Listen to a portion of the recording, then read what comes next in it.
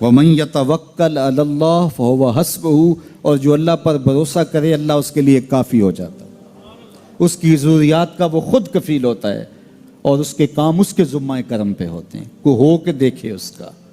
تو جو اللہ سے ڈرے اللہ اس کے لیے راستے بناتا ہے۔ حضرت عوف بن مالک رضی اللہ تعالی عنہ الاشجعی حضور کی خدمت میں حاضر ہوئے اور عرض گزار ہوئے کہ میرا بیٹا سالم مشرکین کی قید میں ہے اور میں فاقوں کی حالت میں ہوں۔ تو فرمایا آل محمد کے پاس ایک سیر جو ہیں، بس اس کے علاوہ ہمارے پاس بھی کھانے کے لیے دنیاوی اسباب نہیں ہیں۔ کہا صبر کرو اور اللہ سے ڈرو، اور لا حول ولا قوت الا باللہ کثرت کے ساتھ پڑھو۔ یہ ایسا وظیفہ ہے، ایک حدیث پاک میں آتا ہے کہ یہ 99 بیماریوں کا علاج ہے، اس میں سب سے کم درجے کی بیماری ہم اور غم ہے۔ یہ دکھوں کا مداوع ہے، مشکلات کا علاج ہے، اور یہ وظیفہ میرے حضور نے بتایا۔ حضرت ابو ذر غفاری رضی اللہ تعالیٰ عنہ کو حضور نے 5 چیزیں بتائی تھی، ان میں سے 5ویں چیز یہ تھی کہ ابو ذر کثرت کے ساتھ لا حول ولا قوت الا باللہ پڑھا کرو۔ فرمایا عرش الہی کے نیچے ایک خاص خزانہ ہے، یہ وظیفہ وہاں سے آیا ہے۔ یہ زندگی میں معمول بنا لو، جب پھنس جاؤ، مشکلات میں آ جاؤ تو لا حول ولا قوت الا باللہ پڑھو، اللہ راستے کھولے گا۔ تو حضور نے 3 چیزیں فرمائی، اللہ سے ڈرو، صبر کرو، اور کثرت کے ساتھ لا حول ولا قوت الا باللہ پڑھو۔ وہ فرماتے ہیں کہ میں یہ عمل شروع کیا، ابھی گھر میں بیٹھا ہی تھا کہ دروازے پہ دستک ہوئی، تو میں اٹھا کہ دروازہ کھولوں دیکھوں کہ کون ہے۔ تو دروازہ کھولا، دیکھا میرا بیٹا کھڑا ہے اور اس کے پیچھے 100 اونٹ کھڑے ہیں۔ تو میں نے کہا کہ تم اور یہ اونٹ؟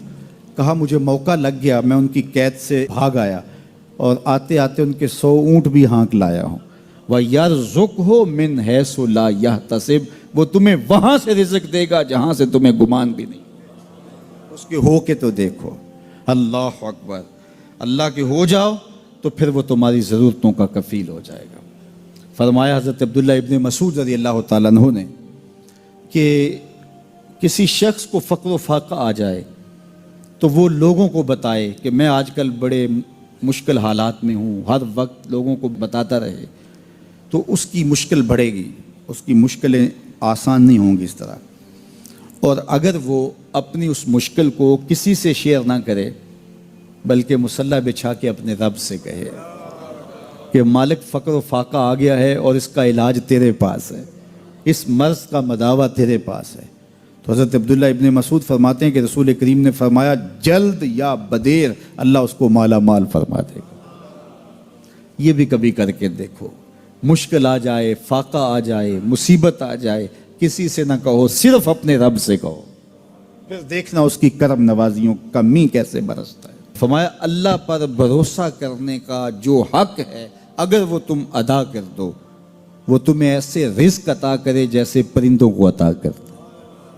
ہم تو دکان پہ جانا ہوتا ہے، فیکٹری میں جانا ہوتا ہے، ہم اپنے کاروبار پہ جانا ہوتا ہے، نوکری پہ جانا ہوتا ہے، مزدوری پہ جانا ہوتا ہے، ہمیں پتہ ہے کہاں آج صبح جانا ہے، لیکن پرندوں کو کوئی پتہ نہیں ہوتا کہاں جانا ہے، راس المال بھی نہیں ہوتا، لیکن صبح نکلتے ہیں، شام کو کبھی بھی خالی پیٹ نہیں آئے۔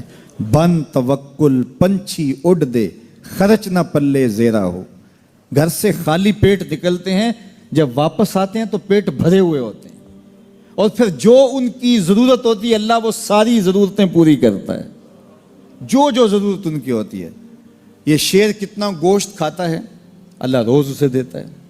یہ ہنس روزانہ سچے موتی کھاتے ہیں، اور آپ مارکیٹ میں لینے جائیں لاکھوں روپے لگا کے تولے ماشے کے حساب سے آپ خریدتے ہیں، پھر بھی آپ کو یقین نہیں ہوتا کہ یہ سچے ہیں یا 2 نمبر ہیں۔ اور ہنس دنیا پہ کروڑوں جانور پائے جاتے ہیں، روز کھاتے ہیں، صبح بھی، شام بھی، دوپہر بھی، پیٹ بھر کے کھاتے ہیں، اللہ روز انہیں عطا کر۔ کہا اس پہ بھروسہ تو کر کے دیکھو، وہ تمہاری ضرورتوں کا کفیل ہوگا۔ اس پہ بھروسہ کرو گے وہ تمہیں وہاں سے دے گا جہاں تجھے گمان بھی نہیں ہوگا۔ ارشاد فرمایا جو اللہ سے ڈرے اللہ اس کے لیے راستے کھول دیتا ہے، اور اللہ اس کو وہاں سے دیتا ہے جہاں سے اسے گمان بھی نہیں ہوتا۔ حضور نبی رحمت صلی اللہ علیہ وسلم نے ارشاد فرمایا 4 اشخاص ایسے ہیں جن کو جنت میں جانے سے کوئی چیز نہیں روک سکتی، اور فرمایا اگر لوگوں کے سست پڑ جانے کا اندیشہ نہ ہو تو اے عمر میں تجھ کو کہوں کہ یہ بات گلی اور بازاروں میں لوگوں کو بتا دو۔ اور پھر حضور نے ان 4 اشخاص کا تذکرہ کیا۔ ایک وہ شخص جو والدین کے ساتھ حسن سلوک کرتا ہے، دوسرا وہ شخص جس کی اولاد زیادہ ہے ذرائع آمدنی تھوڑے ہیں لیکن وہ اپنی اولاد کے پیٹ میں لقمہ حرام نہیں جانے دیتا۔ جب ذرائع آمدنی زیادہ ہوں اور پھر حرام سے بچنا یہ بھی بہت بڑی سعادت ہے، لیکن جب ذرائع آمدنی بھی تھوڑے ہوں اور اولاد بھی زیادہ ہو تو پھر حرام سے بچنا یہ بڑا مشکل اور آزمائش کا مرحلہ ہوتا ہے۔ تو جو اس موقع میں رزق حرام سے بچا، قیامت کے دن حضور کے فرمان کے مطابق جنت میں جانے سے اسے کوئی شے نہیں روک سکتا۔ اور ہم صحابہ کی زندگیاں دیکھتے ہیں، فجر کی نماز ہوتی ہے، ایک صحابی جلدی سے اٹھ کے چلے جاتے ہیں۔ ایک دن آقا کریم نے پوچھا کہ ابو درداء کیا بات ہے؟ تو حضرت ابو درداء نے عرض کی حضور آپ جانتے ہیں آج کل مدینے میں کھجوریں پکنے کا موسم ہے اور سحری کے وقت ٹھنڈی ہوائیں مدینے کی سرزمین کو سلام کرنے بھی آتی۔ میرے ہمسائے کے صحن میں ایک اونچا لمبا درخت ہے کھجور کا جس کا جھکاؤ میرے گھر کی سمت ہے، اور جب ہوا چلتی ہے تو اس سے کھجوریں ٹوٹ کے میرے ویڑے میں گر پڑتی ہیں۔ میں جلدی جلدی اس لیے چلا جاتا ہوں کہ بچوں کے اٹھنے سے قبل وہ کھجوریں اٹھا کے ان کے گھر میں پھینک دو، کہیں ایسا نہ ہو کہ میرا بچہ کوئی کھجور اٹھا کے اپنے منہ میں ڈال لے۔ یہ صحابہ کا مزاج۔ اور ہماری سڑک سے گنے کی ٹرالی گزر کر تو دیکھیں، ہم بچے کو شاباش دیتے ہیں کہ بڑا دلیر نکلا ہے۔ جس کو آج آپ حوصلہ افزائی کر رہے ہیں کل بڑا ہو کے ڈاکو بنے گا، کل بڑا ہو کے راہزن اور لٹیرا بنے گا۔ اولاد کی تربیت کے باب میں یہ بات ہے کہ اگر وہ گناہ کا ارتکاب بچپن میں بھی کرتے ہیں تو ان کی وہاں حوصلہ شکنی کی جائے تاکہ ان کے دل میں گناہ سے نفرت پیدا ہو جائے۔ تو حضرت ابو درداء نے عرض کی حضور میں اس لیے جلدی چلا جاتا ہوں کہ ہمسائے کے گھر سے جو کھجور کا درخت ہماری سمت جھکا ہوا ہے اس کی کھجوریں جو گرتی ہیں میں ان کو اٹھا کے ان کے صحن میں پھینک دوں تاکہ کہ میرا بچہ وہ کھجور اپنے اندر نہ لے لے۔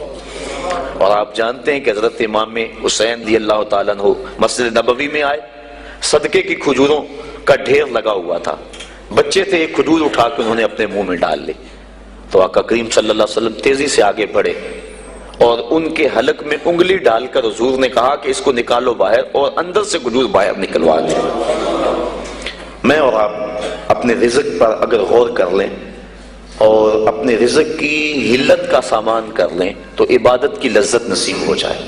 تیسرا وہ شخص کہ جس نے ایسی سچی توبہ کی کہ دوبارہ گناہ کی طرف جانا اتنا مشکل ہے جس طرح تھن سے نکلا ہوا دودھ دوبارہ اندر نہیں جا سکتا۔